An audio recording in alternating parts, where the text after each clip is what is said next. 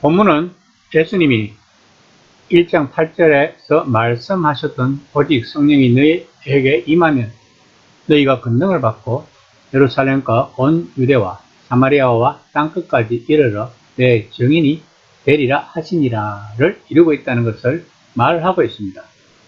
다시 말하면 2장에서 예루살렘에, 8장에서 사마리아에 성령이 믿는 사람들에게 임했습니다.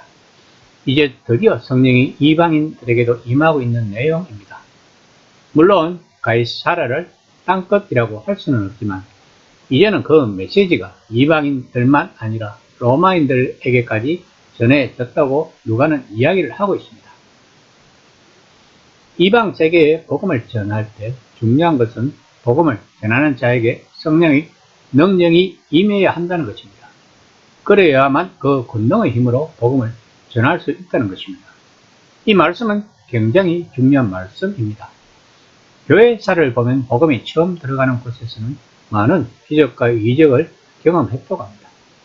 이것은 우리나라 또한 처음 복음이 들어올 때 성령의 역사함이 일어났고 지금도 복음이 처음 들어가는 선교지에서는 이런 성령의 역사함이 일어나고 있다고 합니다. 그러면 이방 세계에 어떤 메시지를 전했기에 이런 성령의 역사함이 일어났는지에 대해 본문을 통해 알아보도록 합시다. 10장 34에서 35절입니다. 베드로가 입을 열어 말하되 내가 참으로 하나님은 사람의 외모를 보지 아니하시고 각 나라 중 하나님을 경외하며 의를 행하는 사람은 다 받으시는 줄 깨달았도다. 이 말은 하나님이 이 세상을 민주주의로 운영하신다거나 모든 것에 대한 모든 사람의 견해 혹은 각 사람이 택한 생활 방식을 다 유효하게 여기고 받아들인다는 뜻이 아닙니다. 이 말은 더 이상 인종적, 지리적, 문화적, 도덕적 장벽 없이 모두에게 용서와 새 생명을 주신다는 뜻입니다. 그러나 조건이 있다는 것입니다. 그것은 하나님을 경외하고 그 뜻대로 의를 행하는 사람들에게만 적용이 된다고 누가는 말하고 있습니다. 10장 36에서 37절입니다. 만유의 주 되신 예수 그리스도로 말미암아 화평의 복음을 전하사 이스라엘 자손들에게 보내신 말씀 곧 요한이 그 세례를 반포한 후에 갈릴리에서 시작하여 온 유대에 두루 전파된 그것을 너희도 알거니와. 본문에 나오는 베드로의 짧은 연설은 복음서와 마찬가지로 예수님이 이스라엘을 향해 하신 설교로 시작됩니다. 그 내용은 단순히 예수님이 유대인이었기 때문에 유대인에게만 전해진 일반화된 메시지가 아니었습니다. 이스라엘은 창조세계 전체에 대한 하나님의 약속을 받은 민족이었다고 베드로는 이방인들에게 복음을 전할 때 이 사실을 생략하거나 완화해서 말하지 않았습니다. 하나님은 편애하시지 않는다는 말을 한 후에도 그는 여전히 그 말을 빼놓지 않고 있습니다. 이것이 바로 메시지의 본질이기 때문입니다. 베드로가 전하는 말은 이방인들과는 아무런 상관이 없는 말처럼 들릴 수 있을 것입니다.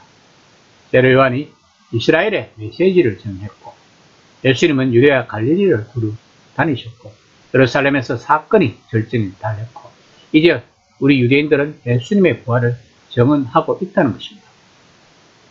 그렇다면 이스라엘에 대한 예수님의 사명을 이야기하는 이 메시지가 어떻게 고넬료와 그의 가족과 친구들에게 성령이 임하는 효과를 일으켰을까요? 그것은 이 메시지 자체가 능력이 있기 때문입니다. 바울이 서신서에서 복음에 대해 말할 때 여러분도 구원받을 수 있는 길이라는 의미로 쓰지 않았습니다. 십자가에 못 박혀 죽으시고 다시 살아나신 이 예수는 온 세상의 주님이시라고 말하는 메시지라는 의미로 썼습니다. 또한 바울은 그 메시지 자체가 능력을 발휘한다고 말했습니다. 이처럼 복음을 받아들일 준비가 된 사람들은 그 메시지에 사로잡혀 자기 안에 새로운 존재와 능력을 인식하면서 내면에서부터 변하기 시작하는 것입니다. 베드로가 고넬료에게 메시지는 전하는 그날이 바로 그런 날이었던 것입니다. 10장 38에서 43절까지 베드로가 전한 메시지는 우선 예수님을 통해 하나님의 평화의 메시지를 메시지를 보내셨다는 것입니다. 사람들은 로마에 대항해 무장 반란을 일으키길 바랬습니다. 그런 민족주의적 기대에도 불구하고 예수님은 폭력에 반대하시고 평화의 메시지를 전하셨습니다.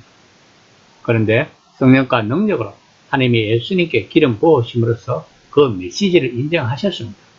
그리고 하나님이 그분과 함께 하셨다는 것입니다. 이 말은 구약에서 이스라엘의 리더십과 왕권에 대한 전통으로 거슬러 올라가는 약속입니다. 또한 하나님이 예수님을 죽은 사람들 가운데서 일으켰었다는 것입니다. 이것이 이 이야기의 핵심 단어입니다. 그리고 하나님이 우리를 정인으로 택하셨다는 것입니다. 그래서 우리가 이곳에 온 것이라고 말하고 있는 것입니다. 또한 하나님이 우리에게 설교하라고 하셨고 그 말씀을 널리 흩뜨리라고 하셨다는 것입니다. 마지막으로 하나님이 예수님을 산자와 죽은 자의 심판관으로 임명하셨다는 것입니다. 이것이 아테네에서 바울이 했던 연설의 핵심 구조과 겹치며 복음의 진리의 필수적인 내용입니다. 베드로가 고넬료에게 말한 것은 고넬료, 당신이 어디에 있든 또한 이 메시지를 믿는 모든 사람은 아무 어려움 없이 단번에 하나님 나라의 백성의 일원으로 환영을 받을 것이다. 말하고 있는 것입니다. 10장 45에서 46절입니다. 베드로와 함께 할례받은 신자들이 이방인들에게 성령 부어주심으로 말미암아 논란이 이는 방언으로 말하면 하나님 높임을 들음이르라. 베드로와 함께 온 할례받은 신자들은 유대인으로서 예수님을 따르는 자들입니다. 이들은 복음이나 성령이 유대인들의 전유물인 줄 알았는데 이처럼 이방인들에게도 나타나니 놀랐던 것입니다. 사도행전에는 새로운 생명의 표지가 여러 가지 기록되어 있는데 방언은 그중 하나일 뿐이며 언제나 나타나는 것도 아닙니다. 그러나 그 일이 일어날 때는 목적이 있습니다. 여기서 그 목적은 분명합니다. 베드로와 그와 함께 있던 할례받은 남자들, 즉 유대인들은 하나님이 할례받지 않는 이 사람들도 성령의 임재와 음성으로 채울 만한 그릇으로 여기셨다는 것입니다.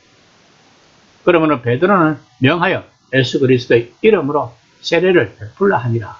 그들이 베드로에게 며칠 더 머무기를 청하니라고 하면서 세례를 베풀었던 것입니다. 이처럼 복음은 전하는 사람이나 복음을 받는 사람 모두 성령의 역사함이 있어야 하는 것입니다. 그러므로 우리가 복음을 전하기 위해서는 항상 성령 충만함을 갈구해야 할 것입니다. 다시 말하면 우리들의 기도 제목이 우리들의 생사화복이 아니라 성령 충만이어야 한다는 것입니다. 왜냐하면 우리들은 하나님을 중심으로 사는 성도들이기 때문입니다. 이 시간 나의 기도 내용은 무엇인가를 한번 생각해보는 시간이 되었으면 합니다.